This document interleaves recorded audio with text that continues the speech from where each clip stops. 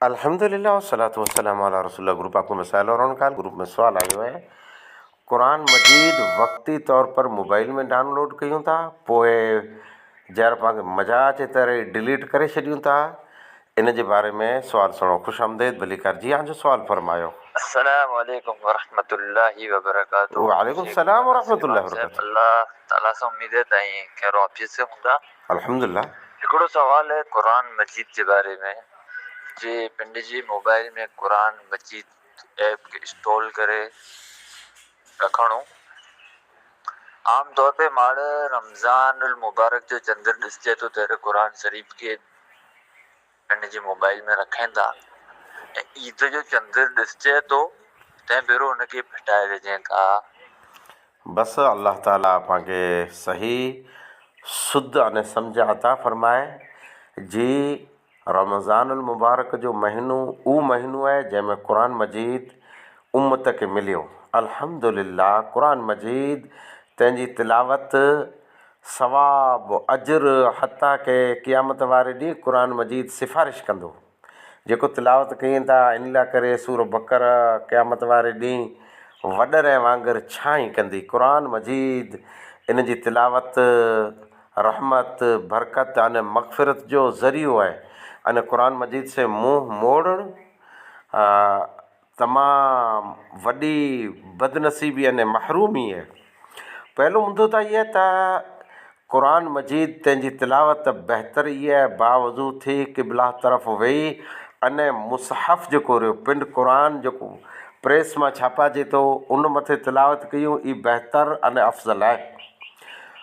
Mobile के अंदर अमुक ऐप आई जैमें कुरान मजीद है डिजिटल, ई पढ़ण जायज़ है। तर्जुमो पढ़ण, कुरान मजीद की तिलावत करण अने सुनण मोबाइल के ज़रिए ई मुंदो जायज़ है। अने उम्मत तंहिंजी शान इहा है तो कुरान के सीने से लगाए, कुरान के मुताबिक पिंड की ज़िंदगी गुजारे। रमज़ान मुबारक के महीने में पाँची खुशनसीबी है तो पाँ अमुक ऐप डाउनलोड कयूं था, कुरान मजीद पढ़ूं था, सिखूं था, सिखायूं था, समझूं था, समझायूं था। पोइ जेको डिलीट करे छॾियूं था करो भलाई गुनाह बने तो जी। ये वॾी महरूमी है। अमुक ही वांदो कने था तो भाई मोबाइल में ॿियूं गंदियूं चीज़ूं पयूं थियूं, इन में कुरान खुला रखो ना। वांदो ई न गिनो जे कुरान खुला रखो, वांदो मुंहिंजो ई है तो कुरान मजीद जो रहियो न इन ॿियूं गंदियूं चीज़ूं न रखो। आऊं ये नथो चाहां जे ॿियूं गंदियूं चीज़ूं डिग रहियूं न इन भेरो कुरान न रखाजे, बल्कि आऊं ये चाहां तो कुरान रहियो, कुरान भेरो से गंदियूं चीज़ूं न रखाजें। ले देकर मुंदो ई पांजो अचींदो त कुरान मजीद ऐप के ज़रिए पां डाउनलोड कयूं, सुनो सुनायूं, पण मज़ा अचे तरह फिगायूं, वञे केॾा तो सिधो रीसाइकिल बिन में वञे तो, डस्टबिन में वञे तो।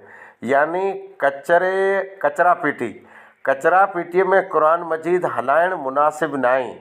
ऐं पढ़ो न पढ़ो पण हिकिड़ो मुक़द्दस अने मुतबरक किताब पिंड वटि मोबाइल में रखो, पिंड भेरो रखो।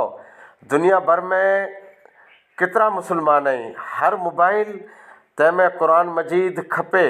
पोइ सहूलियत प्रमाणे जॾहिं पाण पढ़े जो मौक़ो मिले, सम्झे जो मौक़ो मिले, पण जेकॾहिं पाण डिलीट करे कचरा पेटी में हलाए छॾियूं था त ईअं सम्झो जे पाण हिकिड़ी वॾी अहम चीज़ इहा फिगाई अने ख़ासी भली बरकत वारी चीज़ खां पाण महरूम थी वियासीं। वाख़िर दवाना अल्हम्दुलिल्लाह।